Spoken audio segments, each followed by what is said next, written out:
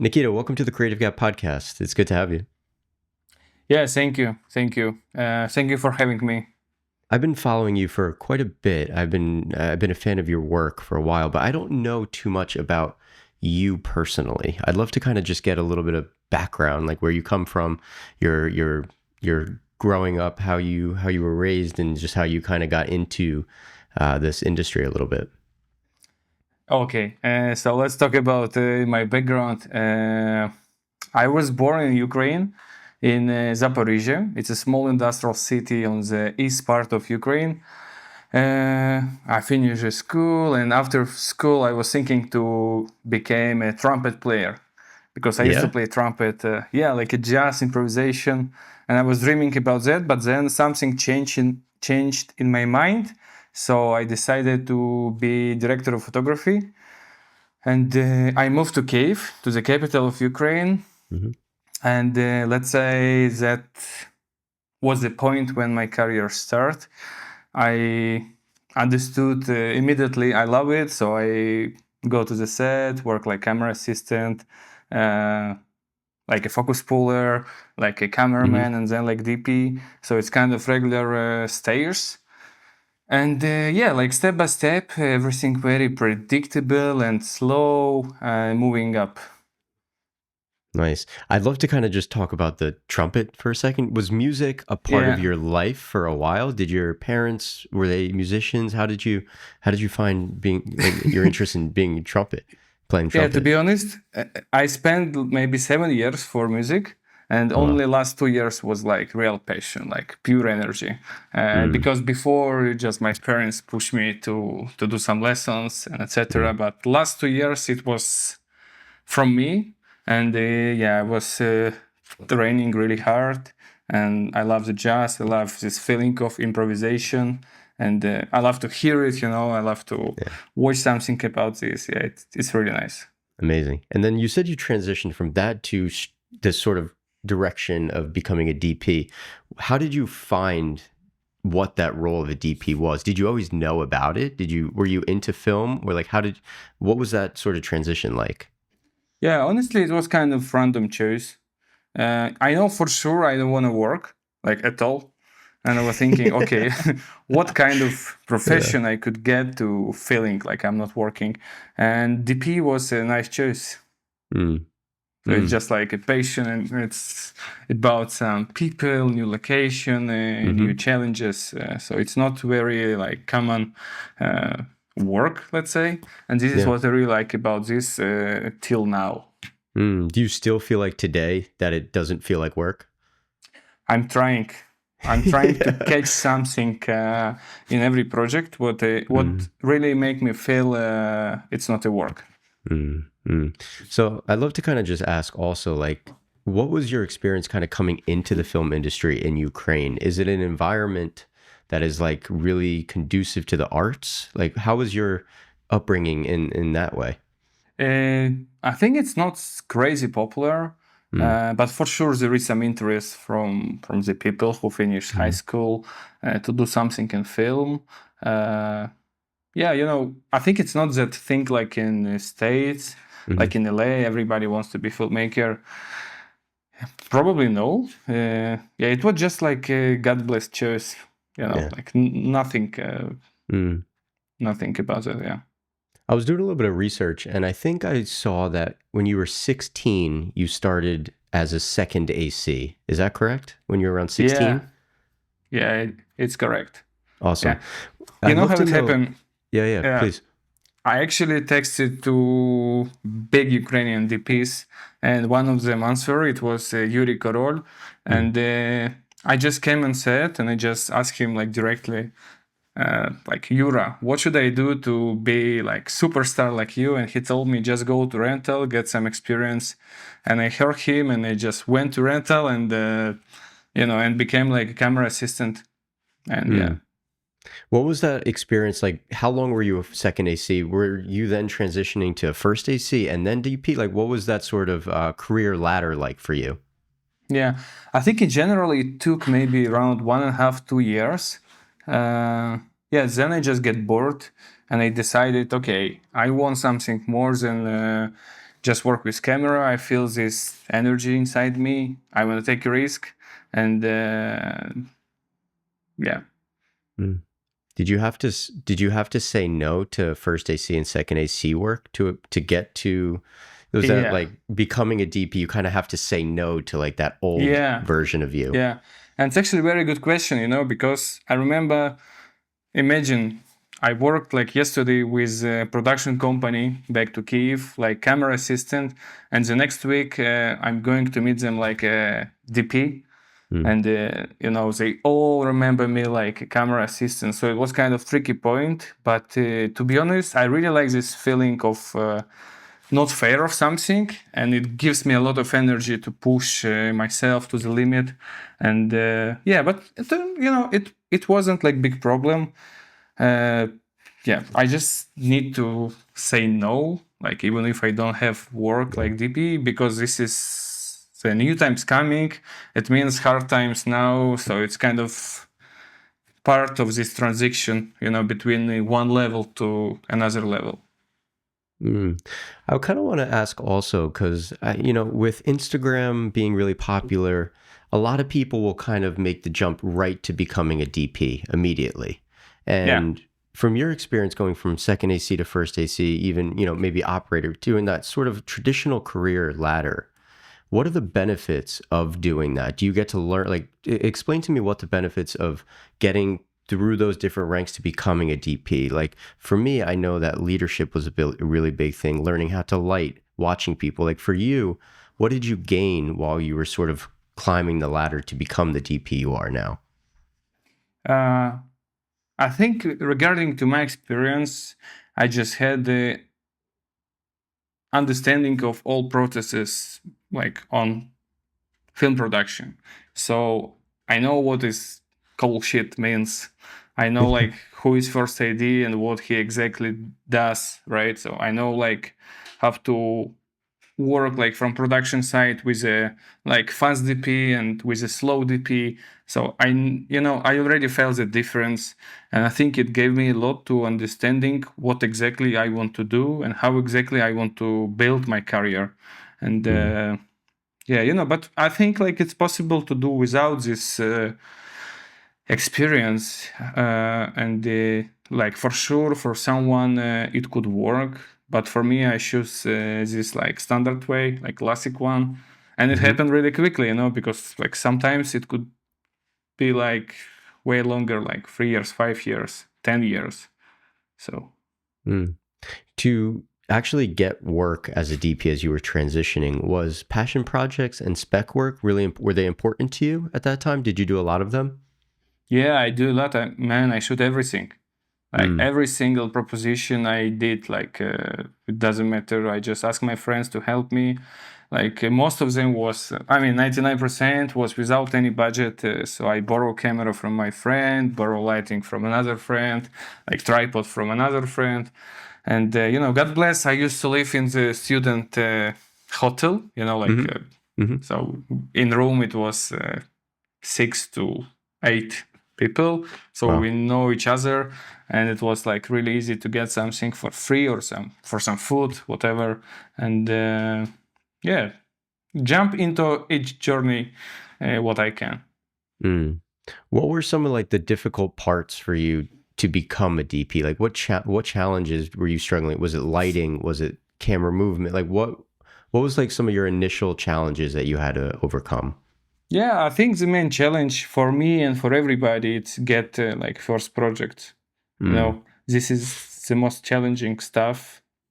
Even now, like I feel, I want to get something more and more difficult, like bigger set or like interesting idea. So, and back to those time was the same. Mm. Nothing changed. As you sort of move into your career, you can go through different phases of being. Yeah, I know this is something actually you talked about on Instagram a little bit. I think this is what made me reach out to you was sort of those like in between moments Yeah, of when you're like really busy. Maybe you're on like a month long stretch of a lot of jobs, you're traveling, and then all of a sudden maybe work isn't really coming in very much. I'd love to know like how you've kind of learned how to manage that. Okay, yeah, it's very nice question. It's very nice question. I'm still learning, right? So we are trying to get into this level when I absolutely don't care. But what I know for sure, what I know for sure, uh, like me living my life, right? And I have only one try, only one. Hmm. I'm 27. Like most of the people live, let's say, till 65 or like 70.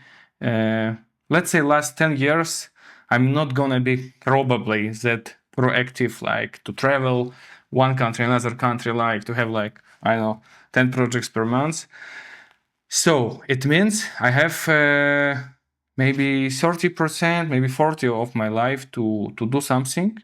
And I feel like if I'm just became a sad guy who is waiting for projects and like feel bad about that, I'm just spending my life, like to this, and Hmm. the bad energy coming into my head. I start to compare myself with other guys, and I feel it doesn't help. And I think what I can do, it's the way how can I react to the things happen to me. Hmm. And I'm really trying to choose like more more natural reaction and find the good things in my free time, like to meet some friends, spend time with my girlfriend, meet my parents, and do some activities. And this is what make me feel I'm a live person instead of just like a sad Yeah. guy.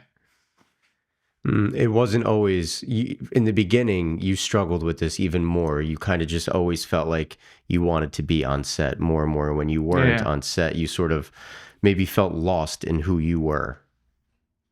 Yeah, but in the beginning was easy. Was Mm. easy because I didn't do anything in background. So I couldn't be sad about like, I'm not in shooting because I didn't shoot enough. Mm. But later when I shoot like enough projects around the world, man, I still couldn't say why like 1 month I'm super busy and another month I'm completely free. I still don't Mm. know how it works. I still don't know how can I interact to this. How can I predict my schedule? So this is all about waves, and this is specific of this job. And I'm agree on this. So we just keep going. Yeah. What are some things that you've learned to really enjoy? I know you mentioned, hanging out with your girlfriend, your parents, some Oh, activities, but sorry. Let's go uh, one more time. I touch my camera and like with my leg. it's all right. Uh, Okay, it's good. um, so I know that you mentioned hanging out with your girlfriend, your parents, doing activities, but what are some other things that you kind of feel, you really enjoy doing in these moments that help you sort of separate yourself from work? Yeah, I feel some passion to share my skills with some people. Mm. I think it's like really nice mission, and maybe it's my mission like in general in this world. Just to share my experience, which I get from sets, to the younger generation who wants to shoot something. So this is what I really enjoying to do, and I love fishing. I love fishing. Like Oh, it's really really? nice. Yeah, yeah. So I just have maybe 3 or 4 spinnings. Yeah, I go to the lake or to the ocean or to the sea, whatever I am, and do some stuff there. Do you keep the fish? Do you cook it or do you No, no, throw it no, no, back? no. Never, never. Always come back. Always come back. Hmm. I I the will other send you a thing, photo with a shark. please do. Wait, I a caught shark? it with a shark How from big? the boat. Yeah. A big one? Uh, let's Oh say wow. if I saw it when I was in the water, I will be scary. Uh, the other thing I notice on your stories a lot is you're actually like big into fitness as well. You like working out. I hate it. It's like nightmare. Uh I hate it, but love it in the same moment. right, It's like I exactly. have this kind of psychology, maybe from my childhood, because I was like professional swimmer, Hmm. and man, I hate water a lot. Like I had like 12 training session per week, like Hmm. every morning and every evening, except Sunday. and it was like very intense, like sport Olympic, Yep. like Olympic Games, but I feel something with the gym, so it makes me feel proud when I done, Right. when I did it, when I Mm. win against my laziness, and let's say this day for sure it's gonna be all right. Mm. Yeah, I agree. I'm the same way. Um, Yeah, but I fit, feel you also do some gym. You look yes. very nice. Yeah. Yeah, for sure. I've been going to the gym for probably since I've been 15 years old, maybe a little 13 years old. My dad had me going to the Yeah. gym early, and it's sort of just like part of who I am now. Even when I travel, I try to go as much as I can. It depends if it's a long project, then it's tough, honestly. Yeah. But the other thing, too, which I find to be really interesting of like different people's perspectives as a DP is like when they aren't working, some people are very active in trying to get more work, reach out to new people, network. And some people will never network with anyone in their life. They will never send an email. They won't do anything. I'd love to know, like, where do you stand? Are you big into networking or outreach? How do you sort of find new work? Or is that something you don't even bother doing? I'm trying to do some network. I'm trying to find the connection with the people I like. Hmm. Uh, yes, I think it's good. It's nothing bad in these things. And yeah, I'm kind of proactive guy. Uh, I never feel like it's not okay to try to contact to somebody if you have Hmm. something to say, if you really like what this guy or girl does. Like, why you couldn't say like, bro, it's like sick. Yeah. Mm, So I don't have any problem with this. But I, mm, I understand what they're talking about. Like I have some friends DPs. They never like do this kind of network, and they feel also okay. So there is another point of view on this, but like I mentioned, I have another one, mm, mm, mm, and I mm. feel this is maybe why I'm here, and this is why you invite me because you saw some of my video. Oh yeah. Yeah. So I've this is been, this I've is seen a how I lot of feel your, it works. yes, for sure. I've seen a lot of your work on Instagram and specifically because that's how I came across you. And I think that like, just to go on that, one of the things that really stood out to me was not just like, not lighting. Yes, lighting was obviously really good, but the way that you moved the camera was really, really, and your composition it really stood out to me. I'd love to kind of learn about that from you. Like how did you start to learn about camera movement? How much of a priority do you focus on camera movement on when you're shooting something? I'm trying to be crazy a bit, just to challenge myself as much as I Mm, can. This is again like we come back to the first question about like, am I still feeling I'm working? So I'm trying to feel no, and I'm trying to make something harder and harder in case of some technical solution. And yeah, like I found a way to work with the small cameras, like mm, a GoPro, Insta, iPhone, Sony FX, whatever, and it gave me some possibilities to make some crazy, dangerous, fast camera motion, yeah. which is for sure doesn't work with big Yeah. cameras. And yeah, man, I just have a fun. There is nothing specific. I'm really trying to put it into the story when it makes sense. It's not each project, unfortunately. So I would Mm, love to do each like with some crazy stuff, but not. What else? yeah. Yeah, I think that's it. Mm, mm. Do you feel like you're ever like afraid to try something on set, or do you kind of always just go for it? Because sometimes in the beginning for me, I held back a little bit on some ideas because maybe I wasn't confident in Yeah. myself or the ideas that I have. But I feel like now I'm more willing to take a risk because I have the confidence that I know that one, if it doesn't work, I have the problem solving skills to make something work. Back then, I don't really think I had the confidence to do that. I have a secret. I have a magic tool. It calls Unreal Engine, and Mm. if I'm not sure, I was just about to get into that too a little bit I later. feel That's you. great. I feel Yeah. you. And if I'm not sure about something, I can will check it on my own.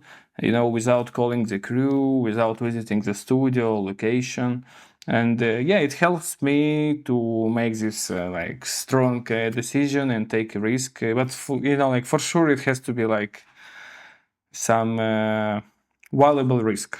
So Hmm. I need to be sure I'm gonna get good result if I take a risk on time or like some equipment or something. Mm. So how do you practically and like how do you actually use Unreal Engine to help you make these decisions? So usually I use Unreal Engine for a studio setup, which require a lot of lighting or like big sets. So it helps me to understand is it enough high wall or wide wall. When we shoot some slow-mo on Phantom, I could calculate the amount of lighting and being sure like it's gonna Mm. be enough or not enough. And this is my tool to be like time effective for production and feel self-confident, so I could spend this time on set not thinking about like, okay, how many light sources I need to put here. I can think about, okay, how can I make this shot more cool, like with some small details, with some shadow, with some Mm. bouncing, and etc. Yeah. Mm. How long did it take for you to learn Unreal Engine? Like how long when did you start it? I started maybe 3 years ago, Okay. just from YouTube. There are a lot of Yeah. like guys who did some breakdowns, some tutorials how to work in Unreal Engine, and yeah, so just from YouTube. And I also have a friend.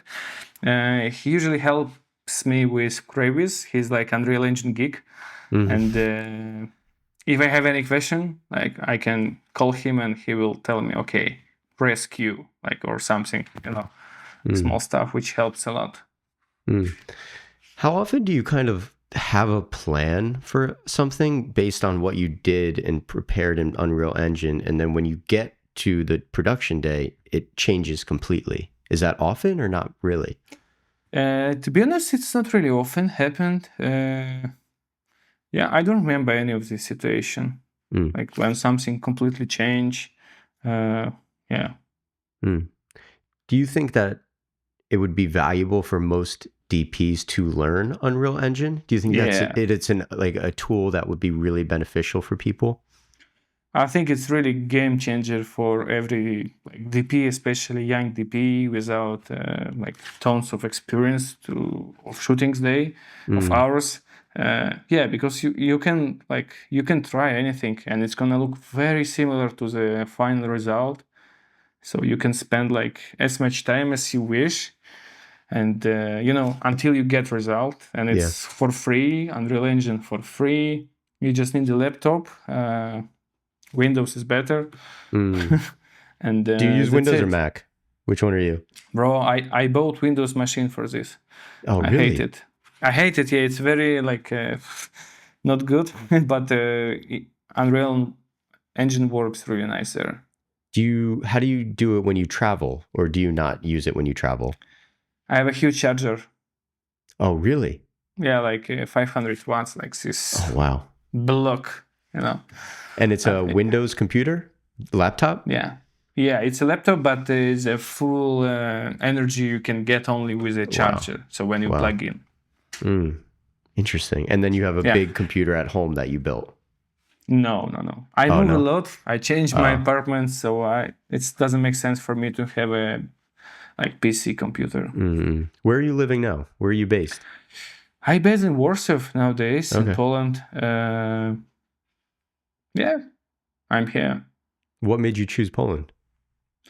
I would say my community here, because this is what I was thinking like last couple weeks, because I was traveling a lot, like Paris, Berlin, Brussels, and now London coming, and I was thinking, I met my friends there, and I feel the difference between like my immigration life and their life. In Poland, I don't really integrating into like local community, because in Poland there are a lot of Ukrainians and I speak my native language, and I meet like 99% it's like guys from Ukraine, and it feels like a semi home, Mm. because Mm. before I tried London, I tried Paris to live like I was based there, and it feels like real immigration, Yeah. when you have couple people from your country, but everybody else it's like from another country, like local guys, and you have to think, you have to speak in their languages, which is okay, but I think this time for feeling like semi home Mm. takes way longer than in Poland. So I decided, okay, this is my priority, this is how I'm feeling good. And actually, Warsaw is not bad choice because there is one of the best airport connection in Europe. I can travel directly almost everywhere, and the prices for live it's okay. The best services, so it's really nice. I'm really happy to be based here nowadays. Nice. I don't know Yeah. about Right next now. stop. Yeah, next stop should be something maybe more excited, but I'm still thinking Mm. where I want to go. Do you have any thought? Let me switch on camera. It's heated. Sorry. That's okay. Okay, let's go. So I think last question was without camera. That's okay. So let me. Okay, we are recording. Focus. That's sort of Sound. the what you get when you do like the virtual podcast is it's never perfect. Okay. Okay. Yeah. Good. No But worries. now it works. Yeah. Okay. I was just asking if there's any places that you are interested in going to next. Yeah. I was in States. Mm. I was in LA, New York, and Texas, Austin, and Ooh, what I really like Austin. about States, it's like a feeling of life, of rush. So you have to like do something right now, and I like the vibe in general there. You're going to take some coffee, and like the barman can be, hey bro, what's up? I love it. I mean, you feel like maybe it's even a bit fake, but I feel like there is some energy around me, and Mm. I really want to try it soon. Mm. New York is, I live about an hour away from New York. Nice. So I go there all the time. And there is definitely a very specific energy in New York. It is unlike any place I've ever been in the world. Yeah, It is amazing. Mm. it's massive. Yeah, it's massive. um, so Poland, I'd love to ask about your relationship. Did you meet your girlfriend in Poland? How did you meet your girlfriend? No, no, no. I met my girlfriend on probably she's here. Yeah, but she don't wanna. She doesn't want to take a part of this video. Yeah, I met. Her name is Lisa. I met her on set back to Kiev in August 2021. Mm. I was shooting a commercial for Alpha Bank on 16 mil with Alan Badoev, director, and she was taking a part of some scene. She was playing a girl in the park with the rain. So she's in the industry, so she understands how crazy your schedule can be when you're not home, when you're Yes, away. she is. Yeah. Have you guys figured out a way to kind of like, I think the biggest struggle that I know a lot of people deal with is like going on dates, for example, or like planning things and then a job comes up and you have to cancel, and like the whole trying to figure out your personal life is always a really difficult thing. It's true. Yeah, it's very difficult, especially when it's crazy timing, crazy schedule. But like this year, it's way more balanced than previous one. So Mm. this year feels really nice.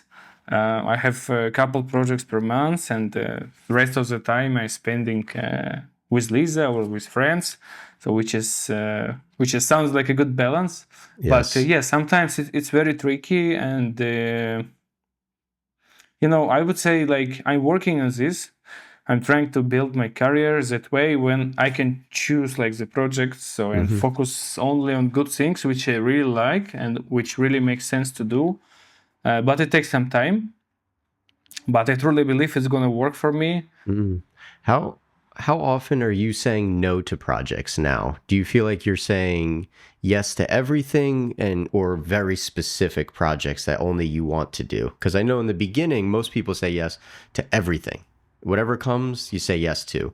But are you in Yeah, a position now to kind of just be a little bit more picky, selective. selective? Selective, yeah.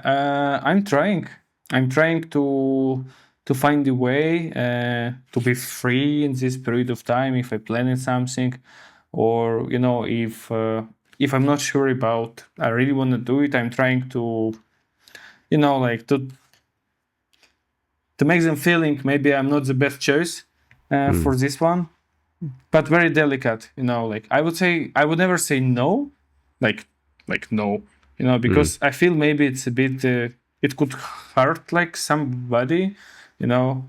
But I'm trying to just make it like very smooth, like as smooth right. as I can, and yeah.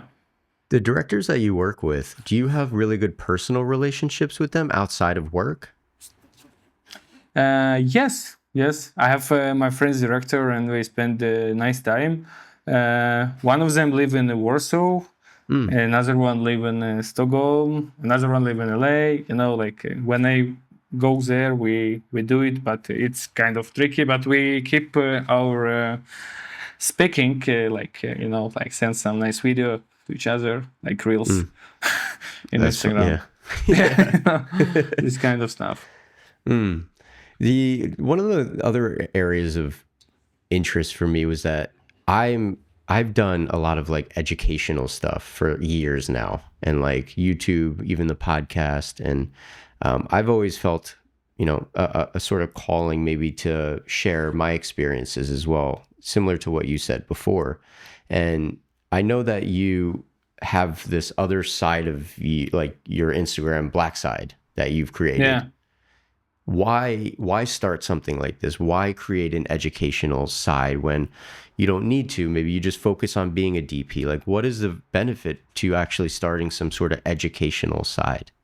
Uh, I feel it's my mission on this planet, honestly.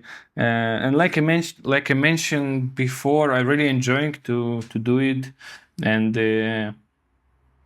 like because if I do only commercial for now, right? So I'm like Hmm. commercial DP.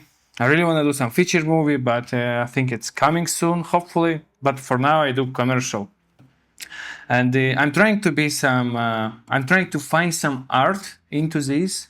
But in the end of the day, it's still like commercial for the clients, for the company, and they wanna new customers, right? And between this, like service, I'm trying to make some real thing which I can live on this planet, after like Hmm. disappear, let's say. And yeah, so I think this is the real mission of this. And also what I found, there are not many things like with good quality and like from good guys who share some experience like I do, like with all details, with like Hmm. very very unique info and some behind the scene. And I really feel like people love it, and they share their feedback, and it make me feeling okay, I'm doing it right, so I have to continue to do it and develop. Mm. When you first started doing that, were you nervous about feeling like you were maybe good enough to share educational content, or were you always felt like no matter what, I'm going to share whatever it is that I'm Bro, doing I feel it like right now? each second, even right now, and like tomorrow. Actually, it's kind of secret, but oh my god, my skin is very red. This camera looks better. So That's okay. I'll uh, take the red down a little bit when I color please, it. yeah, I feel it. I feel it. Like even right now, like, am I good enough to share something, or yeah? But like this is all these things in my head coming because I'm thinking what other people will say Hmm. and think about it. But who cares? Like, I'm trying to don't care about this and just do what I feel and how I feel. And yeah, so just focus on my like real hurt, Hmm. like what I feel inside, and it helps me to feel good about that. And really like I think it depends the way how I do it, right? And what kind of information I share. Mm. And I feel proud of every breakdown I did there. It's all me. It's all my experience. It's all how I feel it, how I did it, how I made it. And yeah, I feel good. I feel good, Mm. but sometimes, especially when I don't have a lot of projects, I feel like, oh, whoa, I'm like sharing some experience, but I'm not busy enough or something like that. But it's all, like I mentioned before, it's all waves, and you never know, man. I'm like 9 years in this industry. I don't know, like, why today I'm busy, tomorrow I'm not busy, and Right. day after tomorrow I'm busy. I still don't know how it works. Mm. Have you ever considered, maybe I saw this on your Instagram recently, you were thinking about starting YouTube? Is this true? Yes. And honestly, tomorrow I have a biggest challenge in my life, the biggest ever. I will sit in front of the camera, like not Oh, yeah. behind. I asked my friend DP to help me with this, and today I was organizing the shooting, like with a mic, with some clothes, with a bit of art department. Man, it's crazy. It's really hard, and I did a script for YouTube. So I'm really excited, and honestly, my hands a bit shaking, but I love it. I love this feeling of going out of zone of comfort, Mm. and I have a lot of things like what people will think about. Like I became a YouTuber instead of DP, but yeah, I'm trying Oh, to dude. listen to myself, and yeah. So I'm If gonna do it anyway. I rent a you studio already, so you should, you have to. And if I can yeah. give you any advice at all, I've been doing YouTube Oh yeah, simultaneously as being a DP for yeah, 5 years now, I think. I have yeah. over like 130 YouTube videos. Oh my It is, God, it is, it is, 140. it is really hard. It is harder than being a DP. I will say that, but it is Yeah. also very rewarding. You will get over like the difficulty of sitting in front of a camera and talking. Yeah. That it takes time, but what I've come to learn is that the best way to do it is literally just to keep going, keep Keep doing. trying, Yeah. keep doing it. And your first video tomorrow is going to be great, but it's not going to be as good as your video in 6 months from now. You just have to Definitely. keep trying, keep doing it. And like you said about everything else that you're doing, just focus on what you're doing. Because people will say things. People say things to me all the time about YouTube DP, but who gives a shit? Who cares? Just keep doing what you're doing. It's true. It's true. And you already have like a community of people that really like your breakdowns, like what you have to say. So it's not like you're starting from zero. You already have a bit of a community that you've built already. Yeah. But it started from zero, just like Of maybe course. 5 years ago. Of course. So it just takes some time. It's a long process. Mm, Yeah. Yeah, mm, but it's like a native way, like natural. yeah. Mm. So you rented a studio for your video, your speaking? Tomorrow, yeah. White cyclorama. Yeah.